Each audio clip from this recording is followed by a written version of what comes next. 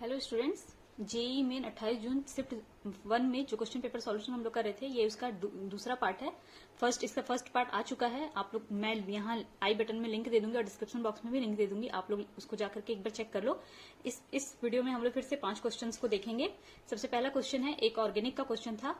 ऐसा एक रिएक्शन दिया हुआ था, एसिडिक कंडीशन में रिएक्शन होना है और हीट, दो कंडीशन दिए हुए थे, एसिडिक कंडीशन और हीट, और मेजर प्रोडक्ट क्या बनेगा, ऑप्शंस दिए हुए थे। तो हम लोग सबसे पहले देख लेते हैं इस कंपाउंड का एसिडिक कंडीशन में रिएक्शन कैसे होगा। तो यहाँ पे हम लोग कंपाउंड लिख ले रहे हैं। ये दिया हुआ था कंपाउंड और कंडीशन दिया हुआ था एसिडिक H+। तो यहाँ H+ है, इलेक्ट्रोफाइल के जैसा व्यवहार करेगा, और ऑक्सीजन के पास जो लोन पेयर होता है वो न्यूक्लियोफाइल के जैसा व्यवहार करेगा, वो इससे रिएक्ट कर लेगा। क्या बन जाएगा, यहाँ पे OH, हाइड्रोजन इससे जुड़ गया, ये हो गया OH2, और ऑक्सीजन अपना इलेक्ट्रॉन दे दिया, इसलिए यहाँ पे पॉजिटिव चार्ज। ठीक है, पर ऑक्सीजन पॉजिटिव चार्ज बियर नहीं करना चाहता है, उसको पॉजिटिव चार्ज बिल्कुल पसंद नहीं आता है अपने ऊपर। ठीक है, तो वो क्या करेगा, इस पॉजिटिव चार्ज को हटाने की कोशिश करेगा। तो हटाने के लिए क्या करेगा, अपने इलेक्ट्रॉन को यहाँ से, जो इलेक्ट्रॉन उसने दिया था वो उसको यहाँ से फुलफिल कर लेगा और अलग हो जाएगा। क्या अलग हो गया, यहाँ पे OH2 मतलब H2O के रूप में ये अलग हो गया। ठीक है, अब H2O यहाँ से अलग हो गया तो यहाँ पे क्या जनरेट हो जाएगा, इलेक्ट्रॉन लेकर के गया है तो पॉजिटिव चार्ज जनरेट हो जाएगा, यहाँ पे पॉजिटिव चार्ज। तो ये क्या हो गया, सेकेंडरी कार्बोकेटायन, क्योंकि जहां पॉजिटिव चार्ज है उससे 2 और कार्बन जुड़े हैं, इसलिए सेकेंडरी कार्बोकेटायन ना। अब नेक्स्ट स्टेप में क्या होगा, क्योंकि यहाँ पे दो सब्स्टिट्यूएंट लगे हुए हैं, एक ये और एक ये, दोनों मेथिल ग्रुप है ना, तो मिथाइल शिफ्ट होगा, यहाँ पे मिथाइल शिफ्ट होगा। क्यों होगा मिथाइल शिफ्ट, सेकेंडरी कार्बोकेटायन को टर्सरी कार्बोकेटायन में बदलने के लिए। तो ये हो जाएगा, यहां से ये अपने इलेक्ट्रॉन के साथ यहां चला जाएगा। यहाँ पे तो पहले से एक मेथिल ग्रुप है और यहाँ पे आ गया CH3 और एक CH3 यहाँ पे रह गया। ठीक है, अब ये अपना इलेक्ट्रॉन लेकर के गया है तो अब यहाँ पॉजिटिव चार्ज जनरेट हो जाएगा। तो ये कौन सा कार्बोकेटायन हो गया, क्योंकि यहाँ भी कार्बन है, यहाँ भी कार्बन है और यहाँ भी कार्बन है, 3 कार्बन है, तो ये कौन सा कार्बोकेटायन हो गया, टर्सरी कार्बोकेटायन। सेकेंडरी से टर्सरी कार्बोकेटायन बनेगा, क्योंकि टर्सरी वाला ज्यादा स्टेबल होता है सेकेंडरी वाले से, इसलिए ये रिएक्शन होगा ना। अगर सेकेंडरी से प्राइमरी बनता होता तो रिएक्शन नहीं होता, या टर्सरी से सेकेंडरी बन रहा होता तो रिएक्शन नहीं होता, लेकिन सेकेंडरी से टर्सरी बन रहा है और सेकेंडरी वाले से ज्यादा स्टेबल टर्सरी, इसलिए ये रिएक्शन होगा। ठीक है, नेक्स्ट स्टेप में क्या दिया हुआ है, हीटिंग कंडीशन दिया हुआ था। सेकंड क्वेश्चन में क्या दिया हुआ था, हीट कंडीशन। तो हीटिंग की कंडीशन पे अब यहाँ आएगा, तो यहाँ पे एक हाइड्रोजन होगा, वो हाइड्रोजन क्या करेगा, अपना इलेक्ट्रॉन यहीं छोड़ करके चला जाएगा H+ के रूप में। तो क्या बन जाएगा, देखो यहाँ पे पहले से मिथाइल है, यहाँ पे मिथाइल है, यहाँ पे मिथाइल है। ठीक है, CH3 CH3 CH3, चाहो तो लिखो चाहो तो नहीं लिखो। ये अपना इलेक्ट्रॉन यहाँ दे दिया, यहाँ डबल बॉन्ड आ जाएगा, पॉजिटिव चार्ज हट जाएगा, बन गया एल्किल। एल्किन बन गया। ये कैसा एल्किन है, सब्स्टिट्यूटेड एल्किन है। यहाँ पे भी सब्स्टिट्यूएंट्स लगा है, यहाँ पे भी सब्स्टिट्यूएंट्स लगा है, और जहां सब्स्टिट्यूटेड एल्किन बनता है वो बहुत स्टेबल होता है ना, स्टेबल होता है। ठीक है, इसीलिए ये प्रोडक्ट बनेगा। तो हमारा आंसर कौन सा हो जाएगा, देखो फर्स्ट वाला ऑप्शन। ठीक है, सेकंड वाला ऑप्शन क्यों नहीं होगा, क्योंकि सेकंड वाले ऑप्शन के हिसाब से हाइड्रोजन कहाँ से निकल रहा है, यहाँ से निकल रहा है, और यहाँ डबल बॉन्ड जनरेट हो रहा है, तो पॉजिटिव चार्ज यहाँ भी जा रहा है, लेकिन यहाँ पे जब डबल बॉन्ड जनरेट हो रहा है तो इधर ही सिर्फ सब्स्टिट्यूएंट लगा, इधर नहीं लगा है, और जब यहाँ पे जनरेट हो रहा है तो इधर भी सब्स्टिट्यूएंट लगा, यहाँ भी सब्स्टिट्यूएंट लगा है, तो हाइपर कंजुगेशन के हिसाब से ये ज्यादा स्टेबल होता है ये वाली की अपेक्षा, तो ये कम स्टेबल है। ठीक है, यहाँ पे तो हो ही नहीं सकता, क्योंकि हाइड्रोजन अगर यहाँ से निकलेगा तो यहाँ का पॉजिटिव चार्ज जा नहीं सकता है, तो ये ऑप्शन तो करेक्ट है ही नहीं। यहाँ ए भी गलत है, क्योंकि यहाँ पे पॉजिटिव चार्ज था, तो यहाँ से हाइड्रोजन अगर निकल रहा है, यहाँ डबल बॉन्ड हो रहा है, तो कोई मतलब नहीं है, तो ये भी आंसर नहीं हो सकता। ये दोनों हो सकते थे, ये होगा क्योंकि ये मोस्ट स्टेबल है, ये भी बनेगा लेकिन माइनर प्रोडक्ट बनेगा। तो फर्स्ट क्वेश्चन यही था हमारा। सेकंड क्वेश्चन है, 0.2 gram of an ideal gas at 300 kelvin temperature and at 1 bar pressure occupying 0.082 litre. Ideal gas लिया हुआ है कितना ग्राम, 0.2 ग्राम लिया हुआ है, टेम्परेचर क्या है 300 केल्विन, प्रेशर क्या है 1 बार, और कितना वॉल्यूम ले रहा है 0.82। तो मोलर मास क्या होगा, क्या क्या दिया हुआ है, वेट दिया हुआ है, टेम्परेचर दिया हुआ है, प्रेशर दिया हुआ है, वॉल्यूम दिया हुआ है, ज्ञात क्या करना है, मॉलिक्यूलर वेट। तो इन सब के रिलेशन के लिए कौन सा फॉर्मूला यूज कर सकते हैं हम लोग, PV बराबर nRT, और n की जगह पे मोल्स नहीं दिए हैं, मोल्स की जगह पे वेट और मॉलिक्यूलर वेट ना, तो ये हो जाएगा वेट अपॉन मॉलिक्यूलर वेट, मोल का फॉर्मूला होता है, और इंटू RT, PV बराबर ये वाला फॉर्मूला हम लोग यूज करेंगे। सेकेंड क्वेश्चन में आते हैं, फॉर्मूला क्या यूज करना है, PV बराबर weight into RT upon molecular weight. और कैलकुलेट क्या करना है अपन को, मोलिकुलर वेट कैलकुलेट करना है ना, बाकी सारा वैल्यू दिया हुआ है। सबसे पहले वेट क्या दिया है 0.2 ग्राम, तो यहाँ पे हम लोग लिख लेंगे। सबसे पहले पी देखते हैं हम लोग, पी क्या दिया हुआ है 1 बार, प्रेशर दिया हुआ है यहाँ पे 1 बार, और 1 बार को अगर एटीएम में चेंज करोगे तो 1 एटीएम ही आता है। 0.98 ऐसे आता है, लेकिन हम लोग 1 ही ले लेते हैं, वो चलेगा है ना। 0.9 मतलब 1 हम लोग उसको कंसीडर कर सकते हैं। तो प्रेशर क्या हो गया 1 एटीएम, ठीक, इनटू वॉल्यूम, वॉल्यूम कितना दिया हुआ है 0.082 litre, 0.082 litre, equal to weight, weight कितना दिया हुआ था 0.2 ग्राम, तो वेट हो जाएगा 0.2 ग्राम, इनटू आर का वैल्यू क्या लेते हैं हम लोग, आर का वैल्यू हमेशा हम लोग गैसेस स्टेट के लिए 0.0821 लेते हैं ना, तो 0.082 लीटर एटीएम पर केल्विन पर मोल इसका यूनिट होता है, पूरा मैं लिख रही हूँ। इनटू क्या है टी, टी का वैल्यू कितना दिया है 300 केल्विन, तो ये 300 kelvin divided by molecular weight, ठीक है। तो हम लोग क्या करेंगे, क्योंकि मॉलिक्यूलर वेट निकालना है तो इसको इधर ले जाते हैं, तो यहाँ आ जाएगा मॉलिक्यूलर वेट इंटू 0.2, अच्छा जो कट रहा है उसको काट देती हूँ मैं यहाँ पे ना, केल्विन से केल्विन कट गया है, बाकी कुछ भी नहीं, और कोई यूनिट नहीं कट रहा है यहाँ पे अभी फिलहाल। तो 0.2 ग्राम इंटू 0.082 लीटर एटीएम पर मोल अभी बचा हुआ है, उसको लिख दे रहे हैं, इंटू 300, ठीक है, डिवाइडेड बाई ये यहाँ आ जाएगा 1 एटीएम इंटू 0.082 लीटर। अब लीटर से लीटर कट गया, एटीएम से एटीएम कट गया, 0.082 से 0.082 कट गया, बचा क्या 3 2 जा 6 आ गया 60 ग्राम पर मोल, ये बच गया। तो हमारा आंसर क्या आया, मॉलिक्यूलर वेट आया है 60 ग्राम पर मोल। यही हमारा क्वेश्चन था कि क्या पूछा था क्वेश्चन में, मोलिकुलर वेट, मोलर मास कितना होगा गैस का, तो मोलर मास कितना होगा गैस का 60 ग्राम पर मोल। थर्ड क्वेश्चन है, नॉमेनक्लेचर दिया हुआ है, स्ट्रक्चर बना हुआ है, ठीक है, तो इस स्ट्रक्चर का नॉमेनक्लेचर करना है। क्या है स्ट्रक्चर, यहां पे देख लेते हैं हम लोग, NO2 H, इस तरीके का कुछ स्ट्रक्चर बना हुआ है, ठीक है। इसको अगर मैं ठीक से लिखना चाहूं, अगर और अच्छे से समझा करके, तो ये NO2 है, यहाँ पे कार्बन होगा, यहाँ पे CH3, यहाँ मेथिल ग्रुप है, यहाँ पे एक हाइड्रोजन भी होगा, फिर यहाँ पे CH, फिर यहाँ double bond CH, C double bond O, CH, यहाँ पे CH3, यहाँ पे C डबल बॉन्ड OH, इसको CHO कर सकते हैं, ठीक है, एक साथ, ये पूरा एक साथ CHO ना। तो अब नंबरिंग कर लेते हैं यहाँ से, एक कौन कौन से क्रियात्मक समूह हैं, एक तो ये है एल्डिहाइड, एक ये है कीटोन, और एक ये है नाइट्रो। 3 प्रकार के क्रियात्मक समूह हैं, और जब ये तीनों क्रियात्मक समूह हैं तो हमेशा कार्बन वाले क्रियात्मक समूह को प्रेफरेंस देना है। तो कार्बन वाला ये भी है, कार्बन वाला ये भी है, नाइट्रो है, ये तो कार्बन वाला है नहीं, तो इसको तो प्रेफरेंस देंगे नहीं।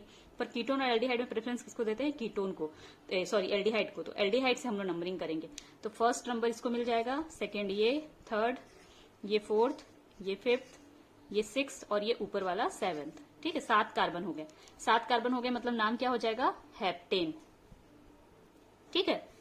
अब सब्स्टिट्यूएंट लगे हुए हैं, एक ये सब्स्टिट्यूएंट है, यहाँ पे ऑक्सो ग्रुप लगा हुआ है, और ये भी नाइट्रो ग्रुप लगा हुआ है क्रियात्मक समूह। तो मेथिल कौन से नंबर पे लगा हुआ है, दूसरे नंबर पे 2 मेथिल, तीसरे नंबर पे कीटोन जब क्रियात्मक समूह के रूप में नहीं लेते, प्रतिस्थापी के रूप में लेते तो ऑक्सो बोलते हैं उसको, तो 3 ऑक्सो, और यहाँ पे 6वें नंबर पे लगा हुआ है नाइट्रो, ठीक। अब ये सभी तो प्रतिस्थापी हैं, इसको कैसे यूज करते हैं, प्रीफिक्स के तौर पे। तो प्रीफिक्स के तौर पे मतलब कि नाम के अंत शुरू में लिखते हैं, तो प्रीफिक्स के लिए क्या क्या है, 2 मेथिल, 3 ऑक्सो और 6 नाइट्रो। अब सफिक्स नाम के अंत में लिखने के लिए क्या क्या यहाँ पे दिया हुआ है, एक तो ये एल्डिहाइड ग्रुप है, एल्डिहाइड रहता है तो अल लगता है, और एक डबल बॉन्ड है, डबल बॉन्ड रहता है तो ईन लगता है। कौन से नंबर पे ईन है, चौथे नंबर पे, और अल कौन से नंबर पे है, पहले नंबर पे, तो एक लिखने की जरूरत नहीं है। नाम क्या था, हेप्टेन, तो सबसे पहले हेप्ट लिख देती हूँ, क्योंकि एन तो हट जाता है। अब इसके पहले क्या लगेगा, ये प्रतिस्थापी। अब प्रतिस्थापी का नाम कैसे लिखते हैं, अल्फाबेटिकली ना, तो पहले M फिर N फिर O, तो M वाला क्या है, 2 मेथिल, 2 मेथिल, फिर 6 नाइट्रो N वाला, फिर 3 ऑक्सो, हेप्टेन का, और एन हटा करके यहाँ पे 4 इन, हेप्ट 4 इन, और 1 अल, 1 लिखने की जरूरत नहीं है, अल डायरेक्ट लिख सकते हो, इनॉल, इनल ऐसे भी लिख सकते हो ना। तो 2 मेथिल, 6 नाइट्रो, 3 ऑक्सो, हेप्ट 4 इनॉल, है ना, ये इसका नाम हो जाएगा। तो ये हो गया हमारा तीसरे क्वेश्चन का आंसर। चौथा है, how many of 2 following show cis trans isomer, cis trans isomer इसमें बताना है। ऑप्शंस थे सबसे पहले पहला ऑप्शन है, ये पहले भी मैंने इस क्वेश्चन को रिकॉर्ड किया था इसलिए यहाँ पे लिखा हुआ है, पर वो शायद रिकॉर्डिंग ठीक से हुआ नहीं, तो मैं दोबारा रिकॉर्ड कर रही हूँ ना। तो ये फर्स्ट ऑप्शन है COCl3 4NH3। तो COCl3 4NH3 अगर है तो आप इसको कैसे लिखोगे, COCl3 4NH3। तो आप इसको लिखोगे CO, अमोनिया को पूरे लिगेंड लो और कोबाल्ट के साथ 6 लिगेंड लेना है ना, तो ये 4 लिगेंड अमोनिया हो गया और 2 लिगेंड क्या हो गया, क्लोरीन। बचा हुआ जो क्लोरीन है वो काउंटर आयन के जैसा काम करेगा। ये फर्स्ट ऑप्शन हो गया। सेकंड ऑप्शन क्या है, COCl3 5NH3। COCl3 into 5NH3, तो वही 6 लिगेंड लेना है, तो 5 तो एमीन हो गया, अमोनिया नहीं है ना, एमीन है, और एक क्या हो गया, क्लोराइड। बाकी 2 क्लोराइड कहाँ आ जाएंगे, काउंटर आयन के वजह से। फिर थर्ड ऑप्शन क्या है, COCl3 6NH3। तो CO 6NH3 है, तो NH3 6, यहाँ पे 6 लिगेंड के जैसा सिर्फ एमीन ही यूज करेंगे। बचा हुआ क्लोराइड कहाँ चला जाएगा, काउंटर आयन के रूप में। फोर्थ क्या है, COCl3 3NH3। यहाँ पे कोबाल्ट और एमीन कितना है, 3, और क्लोरीन कितना है, 3, टोटल 6 हो गए। तो जो भी 6 बस आपको लिगेंड लेना है और बचा हुए को काउंटर आयन के रूप में बाहर लिख दो ना। तो ये जो काउंटर आयन है इसको स्ट्रक्चर में पार्टिसिपेट नहीं कराएंगे हम लोग, सिर्फ स्ट्रक्चर में कौन पार्टिसिपेट करेगा, जो कोऑर्डिनेशन स्फीयर के अंदर है ना, ब्रैकेट के अंदर जो है। तो फर्स्ट वाले का स्ट्रक्चर देखो कैसे बनेगा, 4 एमीन है, 2 क्लोराइड है, तो 6 लिगेंड है। 6 लिगेंड है मतलब स्ट्रक्चर कैसा बनना है, स्क्वायर पिरामिडल ना। तो कोबाल्ट बीच में, ये 4 स्क्वायर और एक ऊपर और एक नीचे पिरामिड है ना। तो एक एमीन यहाँ हो जाएगा NH3, एक यहाँ NH3, फिर यहाँ NH3 और क्लोराइड 2 है, तो एक क्लोराइड ऊपर एक क्लोराइड नीचे। ठीक है, और क्या बन सकता है, ये कैसा स्ट्रक्चर हो गया, ट्रांस। और इसका स्ट्रक्चर कैसे बन सकता है, एक स्ट्रक्चर इस प्रकार से बन सकता है, कोबाल्ट सेंटर में, फिर एक एमीन ऊपर कर दो और एक क्लोराइड नीचे कर दो। ठीक, फिर यहाँ पे एमीन, यहाँ पे एमीन, यहाँ पे एमीन और यहाँ पे क्लोराइड। तो अब क्लोराइड कहाँ पे है, सिस पे है।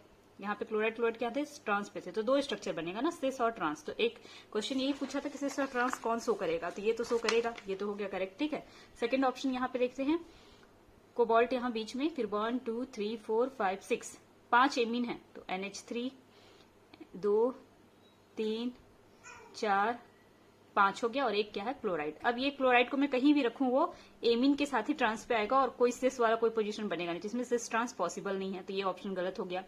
यहाँ पे कोबाल्ट और 6 एमीन, 1 2 3 4 5 6, सभी जगह पे एमीन है, NH3। अब इसको आप कैसे भी लिखो, सिर्फ NH3 है तो कोई सिस और कोई ट्रांस तो पॉसिबल है नहीं, यही स्ट्रक्चर केवल मिलेगा। तो यहाँ पे भी कोई सिस और कोई ट्रांस नहीं। जो क्लोराइड है काउंटर आयन वो तो बाहर रहता है ना, ठीक है, वो तो बाहर, वो स्ट्रक्चर का पार्टिसिपेट नहीं। अब यहाँ पे क्या है, 3 क्लोराइड और 3 एमीन और 3 क्लोराइड। तो कोबाल्ट 1 2 3 4 5 6, यहाँ पे मैं लिख देती हूँ एमीन 2 3 4 5 6। और एक स्ट्रक्चर कैसा पॉसिबल, इसका फेशियल और मेरिडियनल 2 प्रकार का पॉसिबल होता है ना, तो वही बना लें। ठीक है, एक NH3, यहाँ पे क्लोराइड, ठीक है, यहाँ पे क्लोराइड, यहाँ पे NH3, यहाँ पे क्लोराइड और यहाँ पे NH3। ठीक है, अब क्या हुआ, NH3 यहाँ पे ट्रांस में है और क्लोराइड ट्रांस में है, तो ये ट्रांस स्ट्रक्चर हो गया। ठीक है, यहाँ पे सब आपस में क्या है, सिस में है, तो ये सिस स्ट्रक्चर हो गया। तो ये भी सिस और ट्रांस दे रहा है और ये भी सिस और ट्रांस दे रहा है, पर ये एकदम प्योर सिस एंड ट्रांस दे रहा है, तो ये तो करेक्ट आंसर है ही फर्स्ट वाला। ये भी हो सकता है कि आंसर कंसीडर किया गया हो, लेकिन अभी के लिए मेरा आंसर क्या है, फर्स्ट वाला आंसर होगा। ठीक है, नेक्स्ट फिफ्थ क्वेश्चन क्या है, isotope of hydrogen have different, isotope of hydrogen, fifth question है, आइसोटोप्स ऑफ हाइड्रोजन। आइसोटोप का मतलब क्या होता है, आइसोटोप का मतलब होता है जिनका परमाणु क्या हो, द्रव्यमान, जिनका परमाणु द्रव्यमान अलग अलग हो और परमाणु क्रमांक सेम हो, मतलब एटॉमिक नंबर सेम और एटॉमिक मास डिफरेंट, उसको बोलते हैं आइसोटोप ना। तो हाइड्रोजन के 3 आइसोटोप हैं, एक है प्रोटियम, एक है ड्यूटेरियम, एक है ट्रिटियम। प्रोटियम, ड्यूटेरियम और ट्रिटियम, इसका एटॉमिक नंबर 1, इसका भी 1 होगा, इसका भी 1 होगा, क्योंकि एटॉमिक नंबर सेम होते हैं। इसका एटॉमिक मास 1, एटॉमिक मास 2 और इसका एटॉमिक मास 3। ठीक है, अब यहाँ पे डिफरेंट क्या है, तो एटॉमिक नंबर सेम है, मतलब कि प्रोटॉन की संख्या और इलेक्ट्रॉन की संख्या भी सेम होगी। तो प्रोटॉन की संख्या कितनी है, 1 1 1 तीनों में, क्योंकि एटॉमिक नंबर तीनों का 3 है। इलेक्ट्रॉन भी तीनों में 3 1 1 होगा, क्योंकि तीनों का एटॉमिक नंबर क्या है, 1 है। जो एटॉमिक नंबर होता है वही प्रोटॉन और वही इलेक्ट्रॉन होता है ना। लेकिन न्यूट्रॉन की संख्या, अब चूंकि इसका एटॉमिक मास 1 है और एटॉमिक नंबर 1 है, तो दोनों माइनस होंगे, कितना हो जाएगा 0। इसका एटॉमिक मास 2 है और एटॉमिक नंबर 1 है, तो 2 में से 1 गया 1, न्यूट्रॉन 1 होंगे। यहाँ एटॉमिक मास 3 है और एटॉमिक नंबर 1 है, 3 में से 1 गया 2, तो यहाँ न्यूट्रॉन कितने होंगे 2। तो प्रोटॉन की संख्या सेम, इलेक्ट्रॉन की संख्या सेम, डिफरेंट क्या है न्यूट्रॉन की संख्या। तो ऑप्शंस में क्या दिए हुए थे कि isotope of hydrogen have different, hydrogen के आइसोटोप के पास क्या डिफरेंट है, तो हाइड्रोजन के आइसोटोप में क्या डिफरेंट है, नंबर ऑफ प्रोटॉन सेम है, नंबर ऑफ इलेक्ट्रॉन सेम है, proton and neutron, neutron correct है पर प्रोटॉन गलत है, प्रोटॉन तो यहाँ पे सेम है ना, और आंसर क्या हो जाएगा हमारा सेकंड वाला न्यूट्रॉन। तो इतना था इस वीडियो में, ये 5 क्वेश्चन, इससे पहले भी एक वीडियो आ चुका है, आप लोग पहले उस वीडियो को भी देखो और इसको भी देखो। ये शिफ्ट 2 का क्वेश्चन पेपर है ना, एक्चुअली शिफ्ट 1 नहीं है, शिफ्ट 2 है, ठीक है, शिफ्ट 2 का क्वेश्चन पेपर है। इसके बाद और बाकी सारे क्वेश्चंस को भी मैं सॉल्व करूंगी, जितने भी शिफ्ट हैं सभी के धीरे धीरे वीडियो आएगा। आप लोग वीडियो को लाइक कर देना और चैनल को सब्सक्राइब करके रखना।